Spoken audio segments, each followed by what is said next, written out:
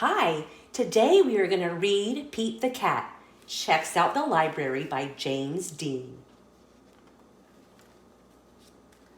Pete's mom is taking him to the library for the first time.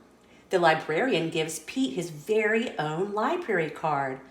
"Cool," says Pete. The librarian smiles. "Time for the tour." The librarian takes Pete through the library. There is a big desk where people wait to check out books. Pete sees some of his friends reading at a long table. It's very peaceful and quiet. How relaxing. The librarian takes Pete to her favorite room. There are lots of Pete-sized chairs and tables and shelves. There are books of every shape, size, and color. "What do I do now?" asks Pete. "Now you read a book," the librarian says. "Which book should I read?" asks Pete. "You can read any book you like," says the librarian. Pete looks around. There are so many books. Pete picks up a book all about airplanes and jets. He reads it and pretends he is a stunt pilot. He flies a super fast jet and does loop-de-loops and spirals high in the sky. Then Pete finds a book with dragons, wizards, and unicorns on the cover. He reads it and imagines that he is a powerful wizard using magic spells and a special wand to defend his castle against a fire-breathing dragon. Next, Pete opens up a book about spiders and insects. He reads it and imagines that he is a scientist studying all types of critters in the wild. He has to be very still to study some critters, and very fast to study others. Then Pete chooses a book with all sorts of scary monsters on the cover. It is a book of fairy tales.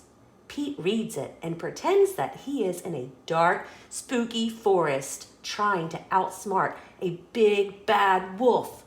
Pete puts that book back on the shelf. It's too scary. Pete opens up a book about the pyramids in Egypt. He reads it and pretends that he is an explorer riding a camel across the desert and climbing to the top of the giant pyramid. Next, Pete picks a book with all sorts of robots on the cover. He reads it and imagines that he is a robot at a robot dance party. His arms and legs make whizzing sounds when he moves. When Robot Pete speaks, he says, "Bleep, blop, bleep."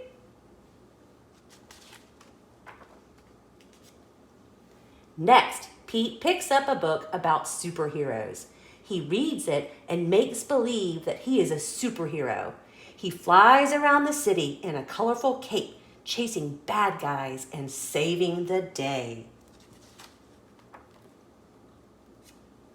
Then Pete spots a big book about the ocean and all its creatures.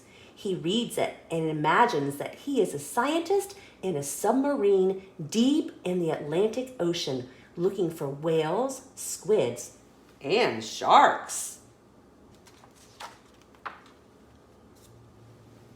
There are so many wonderful books to read at the library. Pete can be whatever he imagines with a book. Reading is super groovy. The end.